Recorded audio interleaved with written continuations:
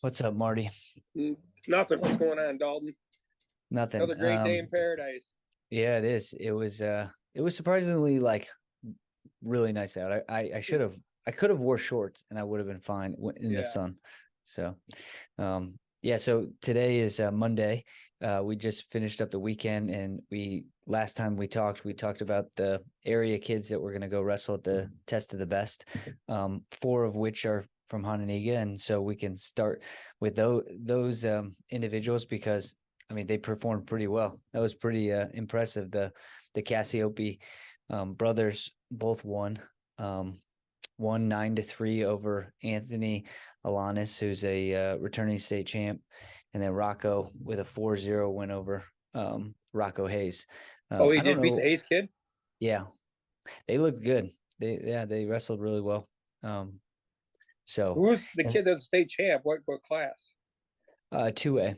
Okay. Or yeah, he was 2A last year. He's 2A this year. Okay. Yeah. Um, but yeah, and then Angelina, she won Tech Fall. So they do freestyle for girls. That's what I was confused. Well, I it's in high school I thought it was folk style, but in college it's freestyle. Okay. Well, Yeah. whatever it was, they were doing freestyle this weekend. Were they Um, okay? and yeah, and then Natavia Wixon from Boylan, she won, and she won. I mean, if you watched her match, it was she beat the other girl up. Um, Really? yeah, she's really physical. So she's a tough girl. And How's the then Silva TJ kid do? TJ. TJ lost pretty significantly 10-1 to the Gage ship from Galesburg. And yeah, That's he two I way, don't know right? if yeah, he's Yeah. 2A. He's pretty good though. He's not a slouch at all. And yeah, I think TJ's got a lot of upside, and I think if he figures it out, he'll do well, right? And I think that's Right. the name of the game. Like there's a lot of talent that Yep. kids have, and if they figure it out, they get to actualize it. So without overly critiquing, these guys, it's more of just he's got a potential he's not actualizing. And yeah, hopefully he turns the corner and figures it out. But he's Yeah. very good, very good. Yeah, I watched him wrestle last year at the Dvorak. He is good. He's very good.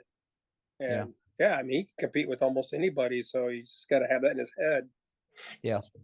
And then Colin Young, he lost 5-2 to Matty Jens. And that was actually a pretty good match. 5-2 to a returning state champion. I just wish Colin had a little bit more offense. But he's still aggressive. He's trying to win, and he's definitely gonna create close matches with a lot of the top tier guys. And when you I think Marty, you're a great person to recognize how there's more ways to win than just like Tech Falls, right? Yeah. Like you had guys that weren't necessarily always going to tech guys, turn guys, pin guys, but the idea was to get the W.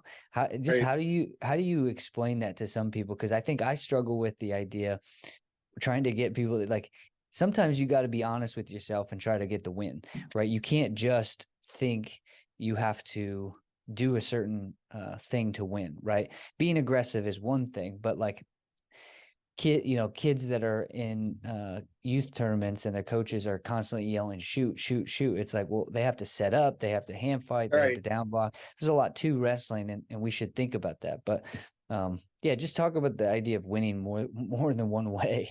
Well, I I don't know. mean, when I coached, I mean, I had so many different types of kids, and it doesn't take long to figure out that these kids do certain things. I mean, yeah, there are certain when you have a really good wrestling team, there are certain things that every kid does because Yeah, it's repetition that we do every day in practice and over and over. But there's also little tricks of the trade that kids know how to do it. And there's some kids that are so good at hand fighting, they're going to win 3-1, four to yeah, one. You can't sit there and just say, take a shot, scream, take a shot, take a shot.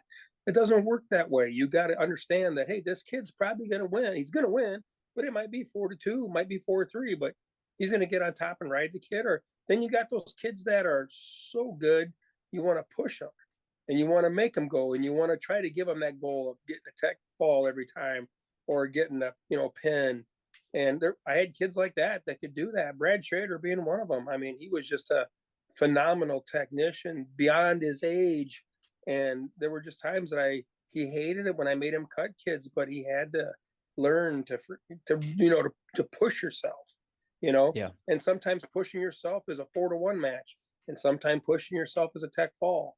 But yeah, I mean, when you wrestle, like when you have a dual team and you look at your lineup, you always know, like, okay, hey, I think we're going to get a couple pins here, but then there's a couple places where we're going to have tough decisions, But yeah, you gotta coach the kid. You build the team, but then towards the end of the year, especially for the state tournament, you got to coach that kid and what he's good at. Yeah. And I think I did a really good job of scouting and watching kids during the year, knowing that we would see them later. And most of the time, if we saw a kid later that beat us during the year, we usually beat them later in the year. But Yeah. I mean, it was just like Adam Latella said last week, we had some talent. We had some Yeah. good kids. We had some kids that love to grind, but yeah, you just got to be able to. There's 14 kids and 14 kids. It's not Yeah. like any other sport. It's 14 different kids. Yeah. No, and the reason why we brought this up was we were just talking about this kid Colin Young, and he does not wrestle like a takedown technician. Right. He's very clingy, tries to pull on you, and he's tough to wrestle. I've wrestled with him before, and so, and then Jimmy Masney and Braden Tennyson, they both won as well. Braden Tennyson, a 3-1 win over Truth Vesey. I don't know who Truth Vesey is. I don't know. I didn't look up what he did, but he looked pretty good. And then Jimmy Masney beat the 3A number 2 ranked kid Gunnar Gorelli 3-0. So yeah, it was pretty good. Everybody wrestled well, and I thought it was a good opportunity to get ready for like the competitive season. I think it is cool that with this thing that we're doing right now, the podcast allows us to kind of talk about athletes in a different way. To again, most of the time you're waiting to hear about yourself or have somebody talk about you in the newspaper, and that very rarely happened in the first time. It didn't come until the state tournament, right? So you had to go through a whole season, win state, and then they put you in the paper. But now there's new stuff that's bringing about conversation about athletes. So I think it's pretty cool that something like that happens. And yeah, I thought it was cool. You know what else was cool? There was a picture of the whole Cassiope family. Oh yeah, Giovanni was the only kid that was missing because he's coaching out. He's out in Oh, Nebraska somewhere, like yeah. as a women's coach. And then I think obviously mom took the picture.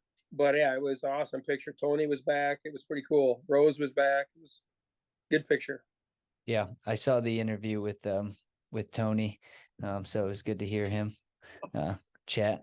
I'm looking forward to. I really hope that the whole Iowa thing like works out. I don't know what's going to happen with it, but it seems like it's going to be It's going to be a very close contest, or potentially close contest. I mean, Penn State is clearly the favorites, but I feel like there's a lot of action going to be happening for the second. And I truly think NCAA is gonna change it. I don't know, but I think, yeah. I mean, I think they're seeing that this is like they made some bad choices right away. They need jerk reactions. Well, haven't they is Tony? Nobody is specifically listed as ineligible, correct? No, because they can't even mention names. Yeah. The only person that mentions names is a football player who came out and said, "Hey, I bet on one game." Oh, okay. Yeah. So the only way you can do it is if they give approval to the school to give out names. I got you. Yeah. Well, it'll be interesting to see. Yeah. But yeah, you're going to the NCAA tournament this year, correct? Didn't you? Kansas City, right? It is. Yeah. We're not. City. I'm still talking. We're talking about it. Yeah. I don't know.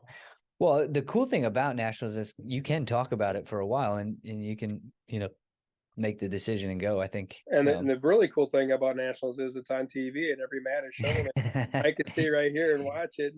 Yeah, I might 2 years ago, I think the NCAA tournament was going on. I was in Florida watching it on a big screen TV, so Right. it is cool.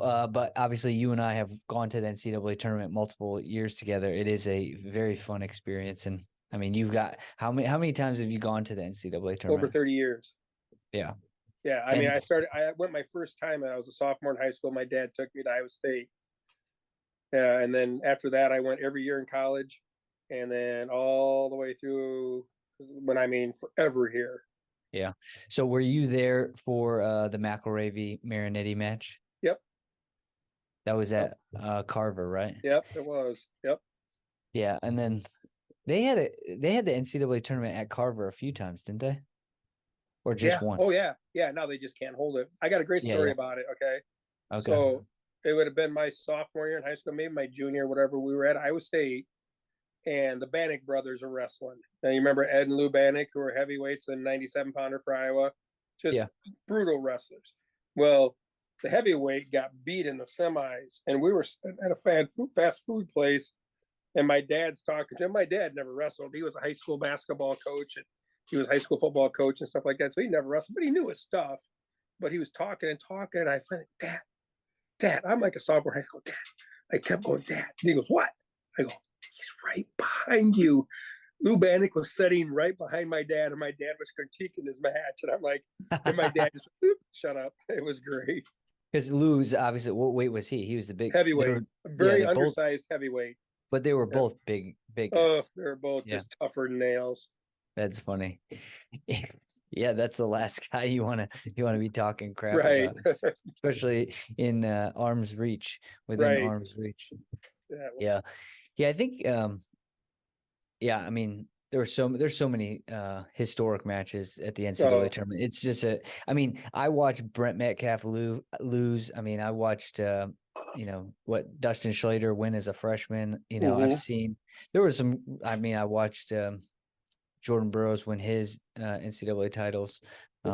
Yeah, there obviously the NCAA tournament is a fun event. it That's is. for sure. Especially when it's at somewhere where you can mingle. You stay in a hotel, you're walking around. Right. I mean, obviously St. Louis when the I don't know whatever that pavilion thing was, but it was, at one time it was, full and every restaurant was there were people there, and then slowly but surely it turned into nothing. Right. I don't know if it's come back or not. Kansas City is hopefully good, and the weather should be good in Kansas City in March, so it should be a good atmosphere. And I've been there.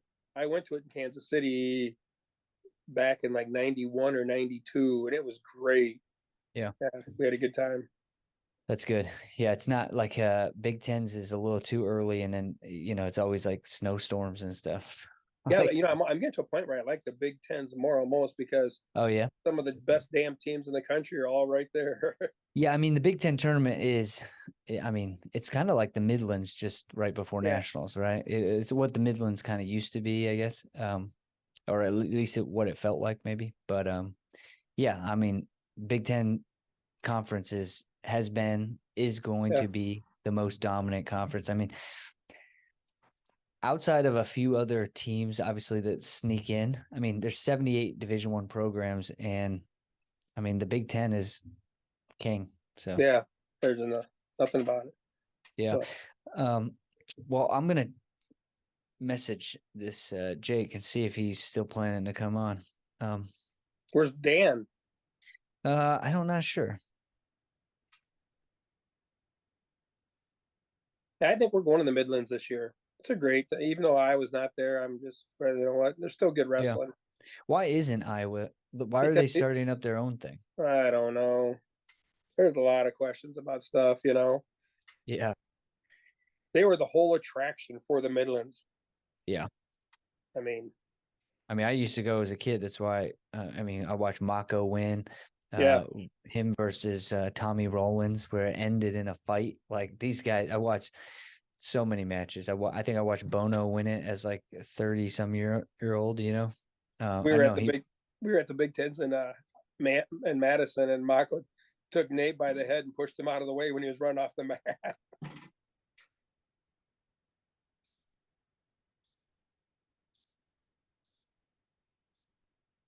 What do we got Wednesday? We got Fernie. Yep, Wednesday's Fernie. Then Monday, Brandon Lesdowski. And then the following Wednesday, I have the Rochelle coaches lined up. Now, here's an interesting thing, Marty. So I defined the coverage of the Northern Illinois wrestling area to the 3 conferences right now, right? Northern Illinois Conference, Northwestern Illinois Conference, and then the Big Northern Conference. Rochelle falls outside of those conferences, but they're clearly close by. And I'm sure there's other programs that I'm not thinking of that are fairly close, but somehow in another conference, but Rochelle specifically. But regardless, they reached out to me and wanted That's to awesome. jump on the podcast. Yeah, I mean they're what is it? Interstate 8 or Interstate whatever it is that runs right there. Yeah, With Sycamore, I think. Yeah, I mean they used to be in our regionals. They were a couple Yeah. times we did regionals there, and they were in our sectionals when there should still only be 2 classes, but I don't even want to go that route. Yeah. Do you think that the Big 8, maybe that's the next conference I could kind of like branch to? That'd be nice. Like, what is that? The conference with DeKalb? That'd be kind of nice. DeKalb's isn't it? Oh no, DeKalb is in like the they moved to a different Fox Valley Conference or some shit. Yeah. He's Jake's coming on, so it should be good. Awesome. Yeah, I forget what it is, but yeah, the Rochelle coaches reached out and they were really excited. They're pretty adamant about coming on as a trio. At least the individual I talked to, he was pretty adamant about it. So they're going to come on. So we're booked, and then the week after that, I have Vinny Alber from Dakota that wants to come on. So I reached out to him and asked him to come on. So at least, I think now people are seeing the podcast for what it is, and now they're easily more inclined to come on. And I think people know that ultimately, in order for wrestling to kind of like grow and build, we have to use communication and talk about our programs. And, it's like rising tide lifts all ships. Like, I was thinking about some goals to define, like what would be the perfect scenario in our region, in wrestling. Right. And, some of the examples would be like 50 kids on a high school team, 50 kids on a middle school team. Right. And just those 2 goals alone, if that was the goal and that was accomplished, I mean, literally overnight, within 5 to 10 years, as long as, coaches are running an effective practice with good, leadership and mentorship, 5 years from now, it could be, very dominant. It could go from one to the next, right? It doesn't take very long to build wrestlers into competitive capability. And obviously, this because you did it for how many years did you say? 21. 21 years you wrestled, and you got a lot out of it. I mean, 20 a lot of coached. Yeah. I actually coached almost 30 because I volunteered after I got out of it. And then when my son graduated, I kind of faded out then. Yeah. But that you can take someone and in a couple of years, get them to a really competitive level. I think. Sorry, I just interrupt for a second. The thing that blows me away is that if I was coaching and there wasn't technology back then, but if there was technology like we're doing right now, I'd come on every week with you guys. I'd give you an update because I love trying to spread the sport, no matter who wanted to talk about it, I would talk about it. Yeah. And we had some great coaches back then though too, that liked wrestling, and those guys would do anything.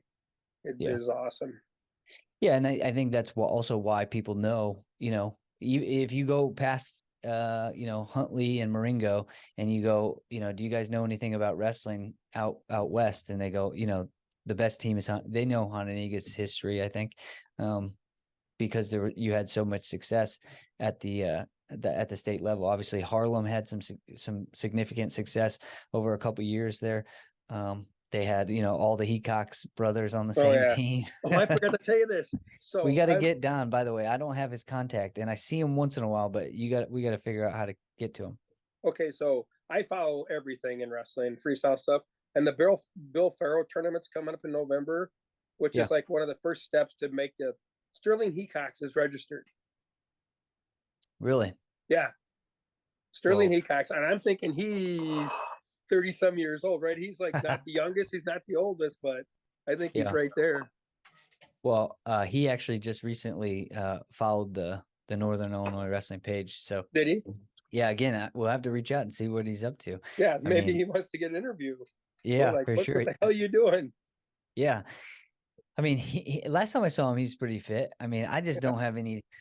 I have a trouble with the desire to fully compete in. I mean, I could do if somebody wanted me to or if I wanted to compete in 4 months, I'd do it. But like to do it consistently after, I wouldn't want to do that. yeah. Just the body can't run on that all the time. I But went up and obviously, wrestled. Like, I went up to Kids Club last year and help out a little bit, and I wrestled with that Sendell kid. And the next day, I could barely get out of bed. And I yeah, work out every day, but I'm almost sick. I'm just about 60 years old, so yeah, there's no reason for me to be doing that anymore. yeah, and he's getting big too. So I can't Yeah, imagine yeah. his hand fighting feeling good. Even if One, even if you win the hand fight, you still had somebody punch you for yeah. The best know. one though was I always messed around with the Cassiopes, and I can't tell them apart. I call them Rocco Bruno. I don't. That's either one. Either one. They just their names are Rocco Bruno together. And I was wrestling with one Do you of. know how you can tell them apart? I don't want to know Oh, because I okay. like just saying Rocco Bruno. All But right. the best part, we were wrestling last year, and we were going kind of live. Yeah. And the next thing I know, I'm looking up at the ceiling of the wrestling room, and he inside tripped me and put me right to my back. And he goes, "You want to get up? You want to get up?" He goes, he put his hand out to help me up. I'm like, "Get your hand away from me! I don't need your hand." It was Yeah. awesome. Yeah. Yeah, I mean it's always fun to see that too, right? You come Oh in and you see the energy that some yeah, individuals have for it. yeah, It's just like Chad was saying, it's always fun to be around passionate people that really want to, do it at a high level and stuff like that. It's fun. yeah. He's a good kid. Those guys are yeah, doing well. And They are. last time I saw them, I had been lifting. It was in the springtime, and I was lifting pretty consistently before golf got started. And he goes, "Hey, you look pretty swole right now." I'm like, thanks, dude. Thanks. I've been working out. Um, but yeah, I think Jake's coming to come on here soon. Perfect. He said he is, but um, yeah, I don't know. It's what were we talking about right before we talked about wrestling? Oh, well, Heacock's wrestling.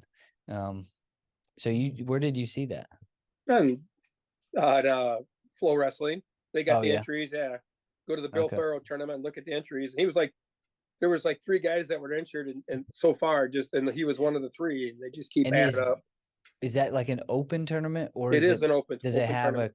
a okay, so there's a veteran class now that I Yeah, see people doing. yep. I didn't know if he entered the I don't veteran think he's in class. that though. Okay. Well, we'll have to talk to him. We don't want him in veteran. We want him to go. Yeah, we want him to go full out. Yeah. I mean, here's the thing. Like, think about this. Like, how long, if he say Heacock, who did Heacock's wrestle? Matt, right? Dwyer? Probably right. I don't know. I'm I not think. sure. I know the I forget. Dwyers, but the Heacoxes all run together. Yeah. But I know, I think Matt was the only one that wrestled any of the Heacocks because they were younger. I think Sterling was too young to wrestle Steve, but I Okay. could be wrong. But like how many times would you have wanted to see that? Like what if, I mean, I'm not promoting this right quite yet because obviously it's a good way to get everybody injured. But the old timers tournament at Harlem used to be, pretty like fun for people, right? Yeah. People used to do it. Um, I don't know if I could do it mentally because I don't like just I would have to get over the fact that I would want to like flip on and off the competitive um I don't know, the mindset of I competition. I saw Matt Dwyer like earlier this summer. We're coming from Atwood from hitting balls, and he's like, Marty. He goes, "There's an old timers tournament down somewhere down like by Dixon or somewhere." I go, "Yeah." He goes, "Do you want to come coach us?" And I'm going, "Who's wrestling?" And he goes, "Me, Steve, Dave." We're thinking, and then he kept going. A few more other guys. I'm like, I don't know if I want to go down there because it might turn into a fight. But Yeah. I'm like, can you When did you see imagine this? catching up Was with this year? what? Yeah, it This was was just like, this year. yeah, it was going to be like in the Oh, beginning of the fall, like whatever. But could this you is imagine awesome. hooking up, having to wrestle a Dwyer? Um, Well, yeah, I mean, I wouldn't do it. I I know mean, who they are. I'd spot them out. I'd say, nope, yeah, you're Dwyer. I don't want any of that. yeah, I don't. Um, all injury to fault. yeah, yeah. Well, Steve was so funny because after college, he gained a bunch of weight, wrestled 285 at the Midlands and placed. Yeah, he took fourth or third or Yeah, fourth. he is so insane. Like he is so good and so tough. Like Yeah, I wish I could bottle up so many experiences that I've had the opportunity to see him train at Nebraska at his height too, at the year that he, took third and he was really going after an NCAA title. yeah, Like he trained so hard and he was so mentally like strong. It's just so interesting. Like he's just I mean, he's unique. I've been in so many college teams, right? I wrestled at University of Illinois, University of Nebraska, Elmhurst, and all three teams were really successful, like caliber teams. And, Steve is one of the, three that stick out when I think about the training, the intensity, the fight, you know. Um, hmm he was a special one. So he was. it'll be fun to see. Yeah, we should get them on we should make our own card, our own wrestling card, and put the Dwyers on it. We just got to get them on the podcast together. Yeah, yeah, yeah. All three of those guys together. I will 100% get them on. Tell them all three, or I'll kick their ass. Yeah, I mean, well, here's the thing. This isn't just a one-time thing. So we can have them on as like a group and talk to them as a collective, but I definitely think there's value in having individually Steve Yeah, on and just talking about his college experience yeah, because I mean, Steve is one of he's just a unique thinker and having his mindset go through high school wrestling, because he was he didn't have a super fast trajectory to the top, but he was, always really good. yeah. He was never a pushover. No, But he got second. He got second his junior year with me as well, right? yep, And he lost to Reynolds, right? yep. Did he lose to Reynolds? Yeah. Think so. And Sean Reynolds is really good. So he's like Yeah. he wasn't not getting beat by many people. And I think I remember some matches at junior nationals or senior nationals. He Yeah, he wrestled. placed there. Yeah, but what was the kid from Pittsburgh? I think there was a kid from Pittsburgh that he wrestled that was really good. But either way, having him on and talking to him individually will be Yeah, good as well. So yeah, the Dwyers are interesting. The Hecoxes, I want to have Don on just that'd to be get great. his perspective on.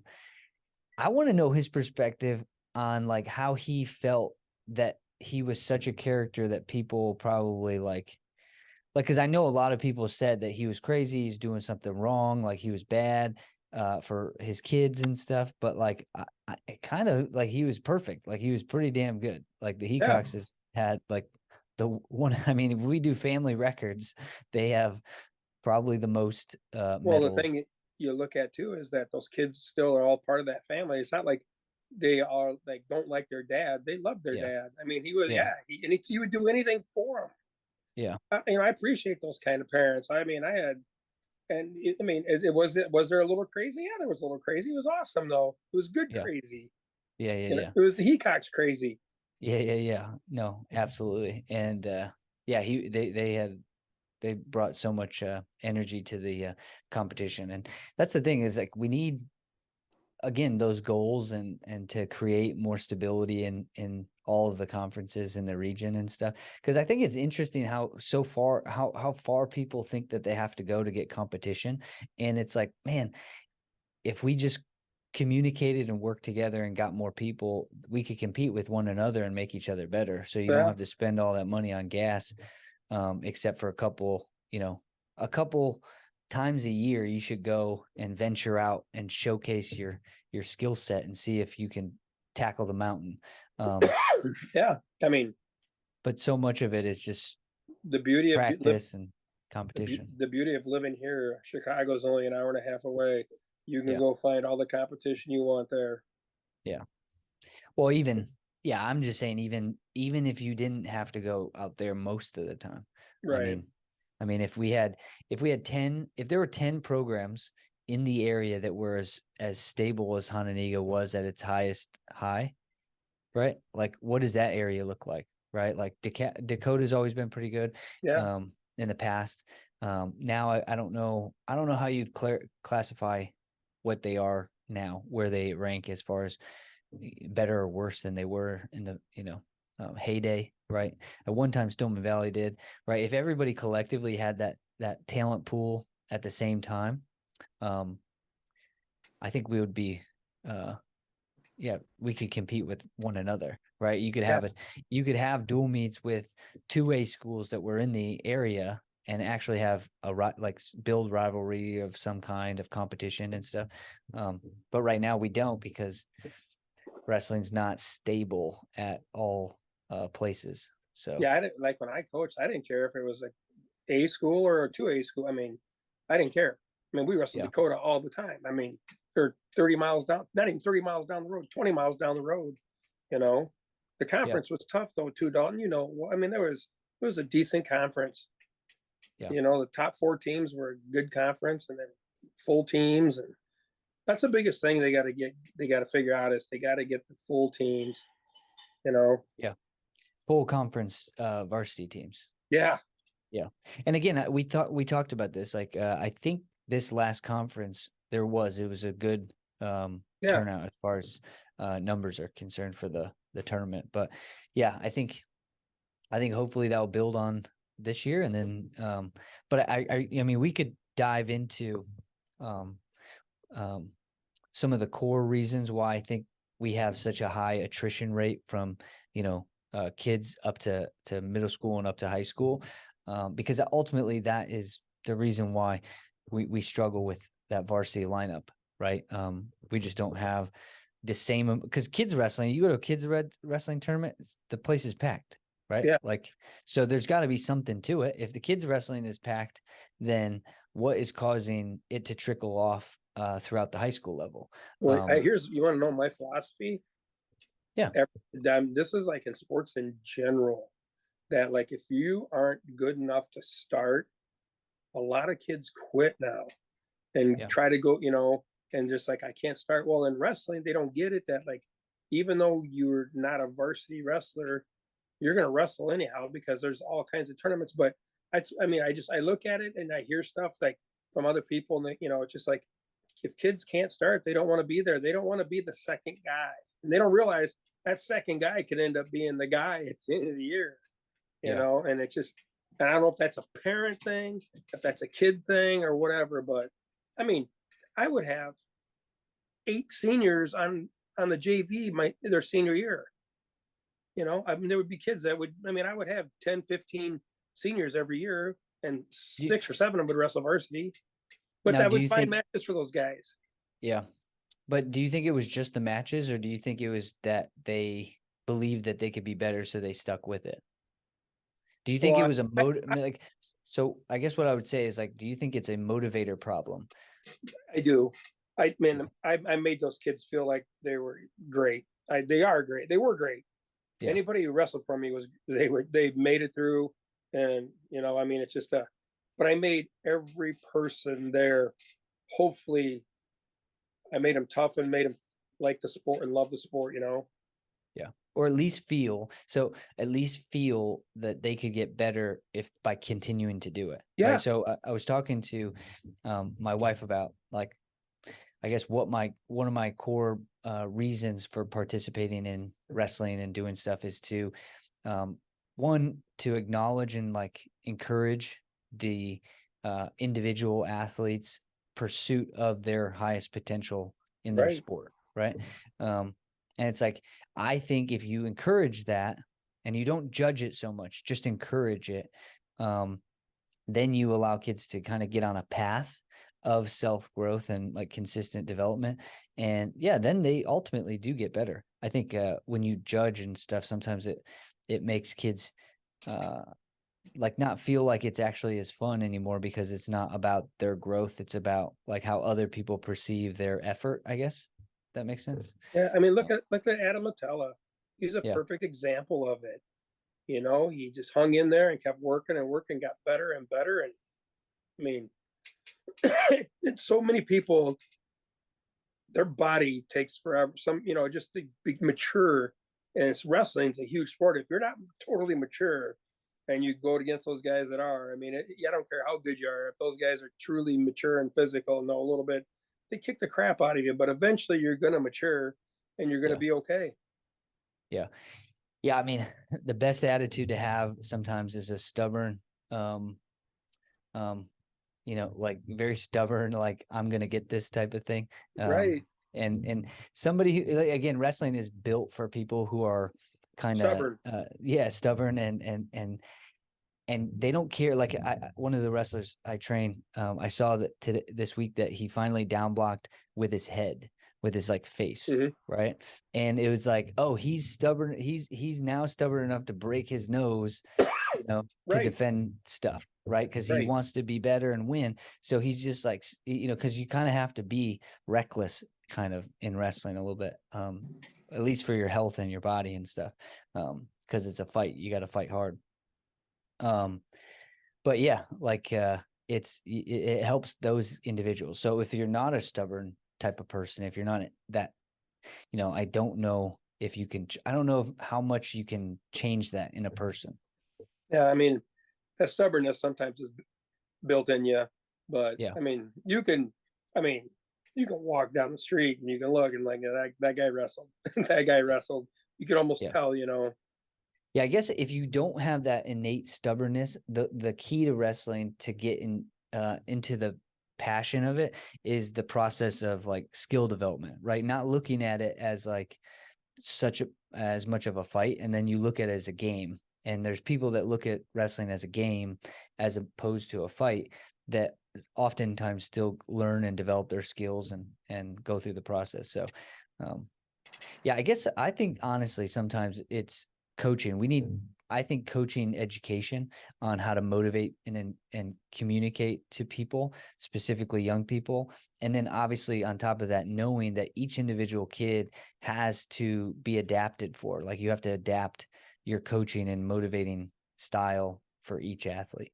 Um, Yeah, when I first started coaching at a very young age, then I'm like, oh, all I had to do is graduate from college and I can be a coach without any, like, you're gonna okay, you hire me, but I have, I mean, I haven't. What have I gone through? Yeah, I wrestled for a year in college, and I helped with some middle schools in Dubuque, but like I had, I mean, I had no planning skills or anything. So when I first started coaching, got to know like Gary Thacker, stuff like that, talked to him about it, talked to all the coaches, and then I would go to coaches clinics all the time. But I mean, sometimes I think people get put into coaching and they're just like deer in headlights. And like it's a hard thing. Wrestling's a very hard thing because there's so many different. You have to work with every individual, but you also got to work with the entire team too. You yeah. know, but And communicate to so many different parts of the organization. yeah, Again, like high school coaching, it's just so busy for me. yeah. It's like I wish we could. Well, I'm sure we could figure out maybe how to like decode is there a better way to do like coaching and specifically like high school wrestling? Is there a better way? I'm not sure. I'm just saying I think that there could be potential, make it easier for good like coaches to be involved and stuff. But, Yeah. all right. Well, so Jake is now logging on. So we'll ask him some questions, talk about the upcoming season. And This is my first night of the week. I've been free for a while. well, thanks for joining us on the Yeah, yeah. podcast on your first Yeah, well, free I get night. not so free night. Yeah. So well, let's catch up about this is your second season at Harlem as the head coach. So how's the off season been and the school start of the school year? Well, the off season, I mean, I wouldn't say it was the quantity of days spent together, but the things we did do together. I ran a 5-day camp with I had Fernie Silva did a day with the high schoolers. He did a day with the kids club. I had two guys that are currently wrestling for Illinois, Danny Pacino and Jake Harrier.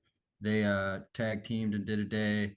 And then we brought in Cal Ferry. He did 2 days with the high school, and then Tom Draheim also did a day with the high school. So we had a lot of different looks for these guys, and we didn't really plan it long term, but it just kind of fell into what it was, and it turned out to be a really good camp. And then from there, we kind of picked up a group of kids that were committed, and I didn't have to, drag to open mats. And we got, I would say, 8 or 9 open mats in, and it kind of that group kept growing. So it was pretty productive off season.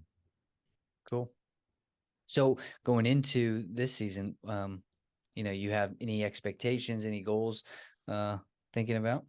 I really haven't. I mean, with this rebuilding phase and kind of we just got done restructuring kind of how everything's going to operate from the kids club all the way up to the high school, with the group of high school coaches that I've put together, kind of overseeing and stepping in where it's needed. And since we're all kind of in the same room, our kids club and the high school, and then now that we're IESA for middle school, I got one of my friends I wrestled with in high school, and now he's in the building at Harlem Middle School. He's going to be, they're going to be co-head coaches, but he's going to be working with the guy from last year, and having him in the building should, get some kids out of the hallways or out of football into wrestling. So that the organizational changes I think are going to be huge. But as far as goals go, I mean, really, it's just the daily work right now. I haven't really thought about, kids going to state or, winning conference any certain time. It's just kind of getting kids out, getting kids to commit or, reciprocate what I'm trying to do. And, yeah, just doing that on the daily is kind of the goal right now. And it's building, and a lot more football kids are coming out for wrestling this year, because I'm in the building at the high school now. So it's been huge. It's been huge to be in the building. That we're gonna have a lot of kids this year. Great. That's awesome. Looking back on last season, and into this though, about your lineup, like how many seniors did you have last year? Do you have any ideas how many kids how many kids did you lose from last year, and how many freshmen you have coming in? It was a big senior class. I think we had 6 in the varsity lineup, and one that was injured early on in the year that didn't finish the year. So we would have had 7. Half our lineup would have been seniors, but there's a lot of younger guys that were right there with some of those seniors that, I think almost benefited from just continuing the work in the room. And I think that's going to show this year. I think they should fill in those spots pretty good. But as far as freshmen coming in, well, I was at the middle school last year, so we did this workout Wednesday thing where I got to see every kid in the whole building on Wednesdays. Health got to go down to PE, so I was always talking to the kids, and again, doing the daily little conversations, building relationships. Kids start to look up to you, and then pretty much over the summer, half that group I was talking about, or half that camp, was 8th graders going into freshman year, and they're still showing up quite a bit. And those, I feel like that's the, not the most talent, but it's the best buy-in right now, because we open up the weight room every day after school for athletes who are looking to get a workout in. They're out of season, and my wife actually is the weight room supervisor, so I get to hand her everything and make sure certain kids that say they're going to workouts are there. And it's been pretty productive so far. And I want to, now that we kind of got in the weight room and I've seen what kids, what they know and what they don't know, I think it's going to be a huge supplemental thing for our team moving forward. And you're returning your last year's state qualifier, Miles Babcock. Was he a senior last year? Yes. Okay, so he graduated. So you got it. Just curious. I didn't remember if he was a junior or senior. Yeah, he was a senior. We had Aiden Zakaric, Ben Larson, Caden Christensen, um, and then Dylan Hogan was our 220 last year. He was a senior. But especially those upper weight classes, we have so many young kids that there's a couple of them that weren't healthy last year that are coming back, and not a whole lot of seniors this year. I think we only have like 3 or 4 that'll um, projected to be in the varsity lineup. Gotcha. Unless you get some football players that Right, want to right, get in. right. Those, I mean, right now to me, it's talk until they get in the room, but there is a lot of, a lot of seniors that I've had productive conversations with that at first they're thinking they only got a year to learn it, but well, you got a year to learn it. So, I try to explain to kids that these opportunities, are going to be right now, and then once you graduate, you probably won't ever have another chance to learn wrestling, especially for you know pennies on the dollar. Like you don't Yeah. pay for it in high school, and it's a skill that's forever. So it's been a pretty. I did the same thing at Auburn. There were plenty of kids that came out for 1 year at their senior year, and obviously the goal always isn't to win state, but when your goals are daily, like I still approach it that way. It's just getting better every day. Like you never know what's gonna come out of it. Yeah. And I think there's a momentum though that I think more and more football players will find their way to it, even if it's only for the year, because there's so many other I don't want to say celebrity type athletes, whether it's football or others that get into wrestling and MMA specifically. But yeah, I think it's definitely going to come soon. And Marty, we were just talking about this, about getting people out and just trying to make them believe that they could get better, and if they got better, they would probably stick with it. But do you think that the season impacts those athletes from sticking around sometimes? What the just Like the length of the season or the consistency, right? 5 days a week. I mean, even football practice. Do they do? Is it football practice isn't as intense every single day, right? And No, it's like more today I think, process oriented. yeah, today they were in the weight room. Yeah. Um, So do you think that the traditional wrestling season I mean, limits some of that?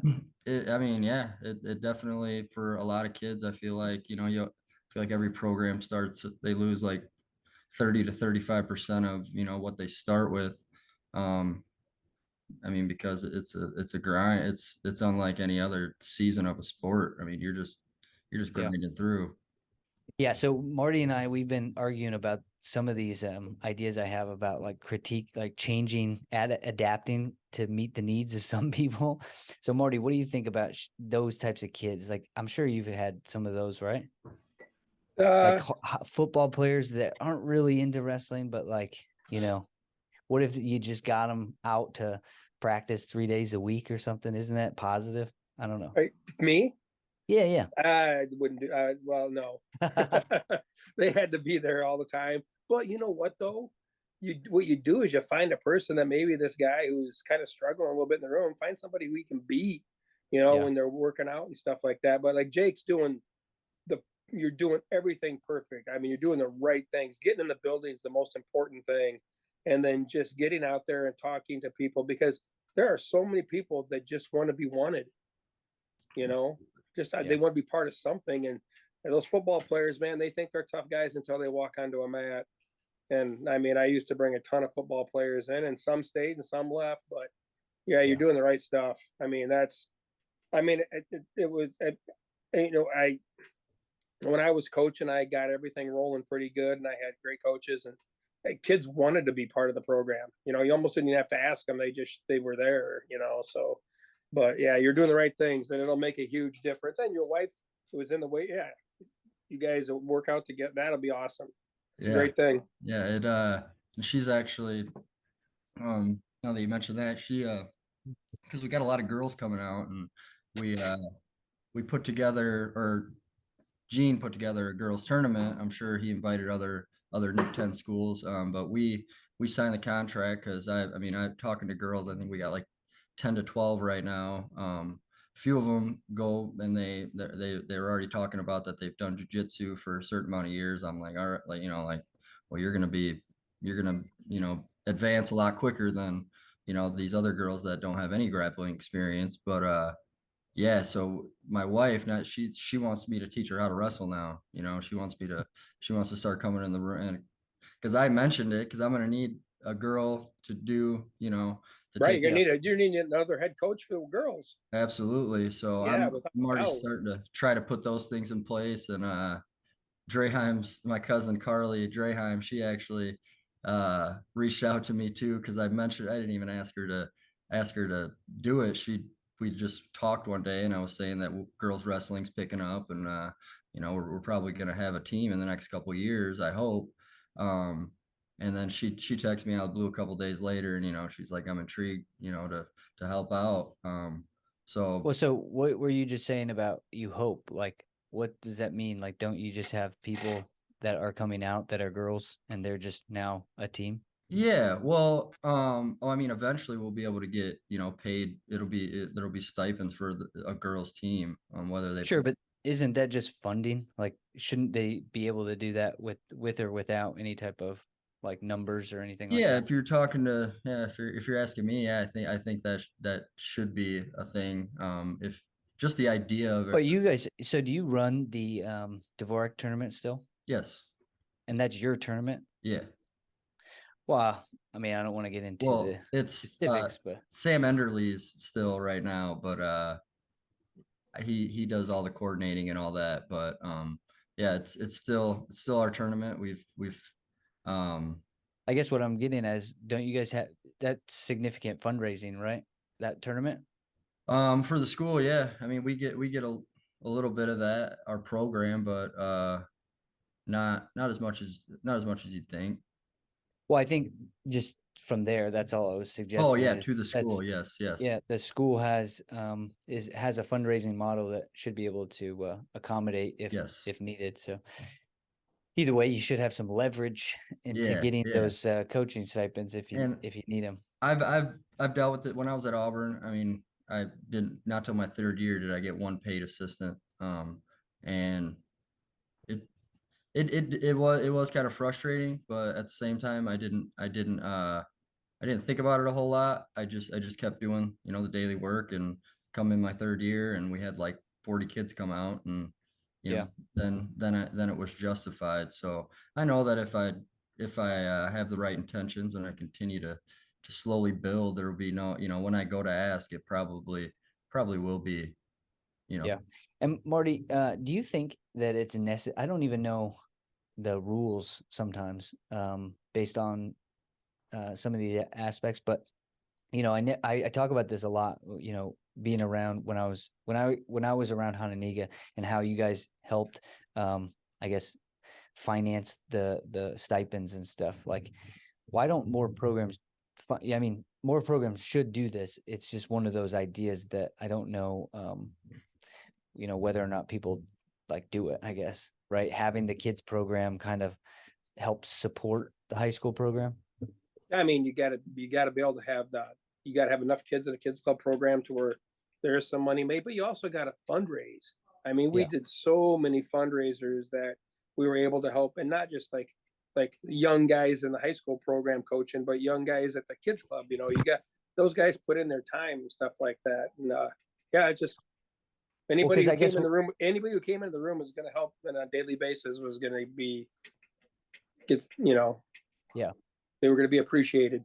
Yeah. So either way, I hope you find more. I mean, we got to figure out more ideas and solutions to fundraise collectively and stuff, so that people do have more funding to support that stuff. But going back into like just the season, so you guys are hosting the Dvorak tournament.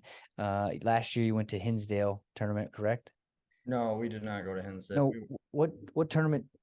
What tournaments do you have on the schedule this year? I think we're rolling with the same ones from last year. We had Batavia, Dvorak. Oh, that's it, Batavia. Yeah, Batavia was pretty tough, and I think Because Batavia is the same one Hananiga goes to. yes, yes, Yeah, that's yeah, and that I had, that was my first time really looking into that tournament, and just so happened to be able to bring my team there. But I mean, we had Washington and Marmion were there as the top two teams. So just those two teams in themselves made it a pretty tough one.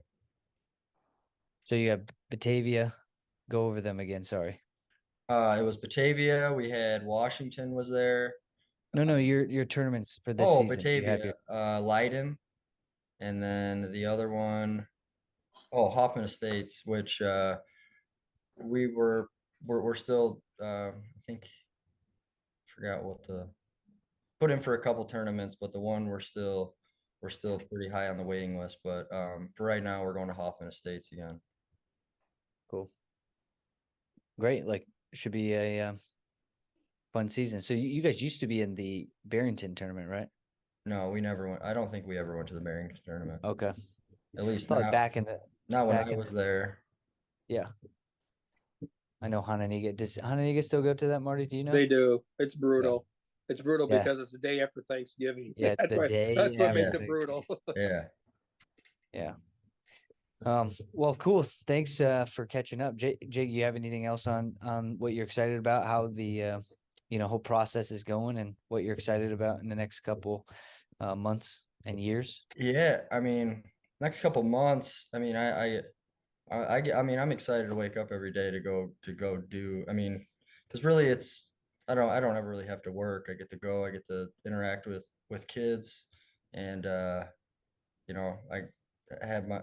This is the first job where I got a beautiful facility as a wrestling room, um, and my dad actually just put in a nice 16-foot by 8-foot steel cage in there. So I have an office space now. All my stuff can get securely locked up.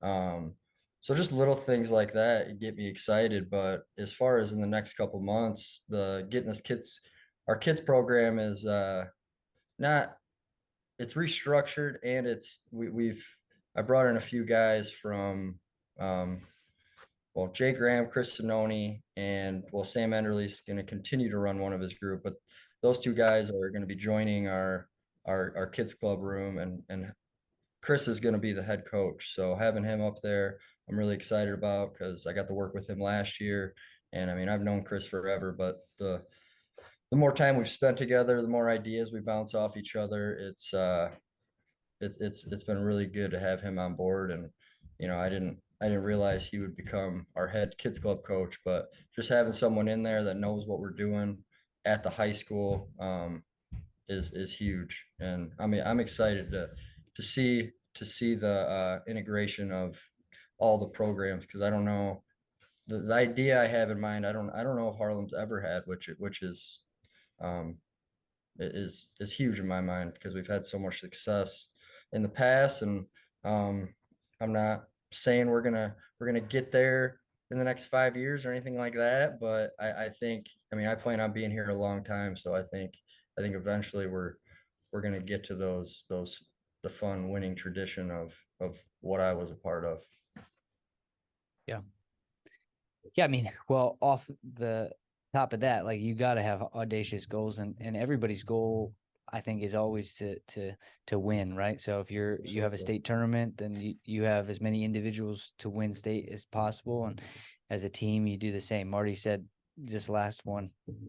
What did you say, Marty? The greatest thing is to have a team. The Do you hear greatest me? as a coach, Yep. yeah. The Yeah. greatest thing as a coach is to have a team go to state. It's, Yeah. I mean, it's the And so greatest feeling. that level of goal is always the focus, and it takes time and consistency, and you have a job that's inside the building. I think that you have the advantage of being connected, and yeah, you just Yeah, stick with it. And been a head coach. I mean, at Auburn, I was in the building. I taught PE, and I did the coaching gig. So going from that to last year, I was at the middle school, and then I coached at the high school. Even that traveling, and that just getting to the room and getting practice going right away, and not really having your off periods. I got some of my wrestlers in class now, like getting all those yeah, building on those relationships without taking time out of practice is it's priceless. You can't you just there's no yeah, way you can't match that with any other job. being in the building and from my experience, my perspective is key to, you know, building that team culture. Yeah, that's Jake, you're great. doing the right. Jake, you're doing the right things. I mean, totally. That's awesome. Thank you. Thank you. Cool. Well, Marty, do you have anything else for him? And Jake, do you have anything for us? And Uh, No. not off the top of my head, but thanks for having me on here. I appreciate it. Yeah. I'm glad that we got to learn a little bit about what you've been up to in this off season and what we have looking forward to the season. Yeah, and I'm sure once things get going, we want to hear how the season's going and if there's anything that you want to let other people know about. So, Absolutely. Jake, thanks for coming on. We'll see Yeah. you. Thanks, Jake. Have a good Okay, see you year. guys later. Thank you. Thank you. You got it.